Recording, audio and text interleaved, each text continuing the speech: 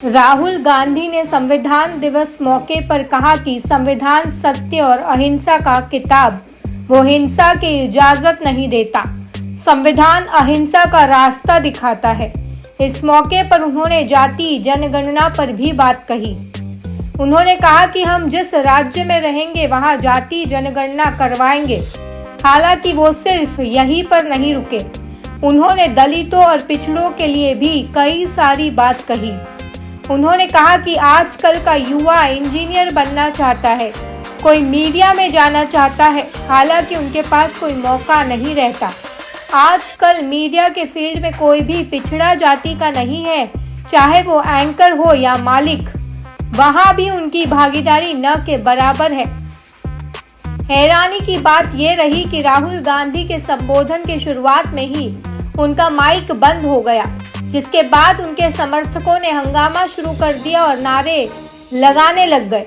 लेकिन कुछ देर के बाद फिर से तकनीकी खराबी तो दूर करने के बाद उन्होंने अपना भाषण दोबारा चालू किया। इसके बाद उन्होंने लगातार बीजेपी पर निशाना साधते हुए जाति जनगणना के मुद्दे पर आधारित बात शुरू कर दी। राहुल गांधी ने अपने भाषण में कहा कि संविधान सिर्फ एक किताब नहीं बल्कि हजारों सालों के लिए भारत की सोच है। यह सत्य और अहिंसा के बारे में है। इसके अलावा उन्होंने पीएम मोदी पर हमला करते हुए कहा कि मैं आपको गारंटी देता हूं कि प्रधानमंत्री मोदी ने संविधान नहीं पढ़ा है।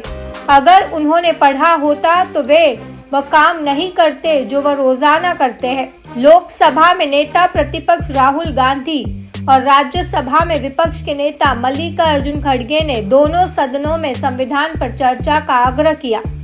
खड़गे ने संसद परिसर में पीटीआई को बताया कि उन्होंने राज्यसभा के सभापति जगदीप धनखड़ और राहुल गांधी ने लोकसभा अध्यक्ष ओम बिरला को पत्र लिखकर संविधान को अंगीकार किए जाने के 75वीं वर्षगांठ के मौके पर 2 दिनों की चर्चा की मांग की है।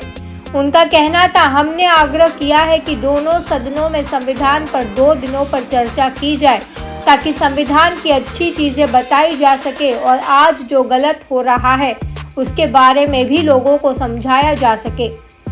कांग्रेस अध्यक्ष ने कहा, उनकी क्या राय है वो हम देखेंगे।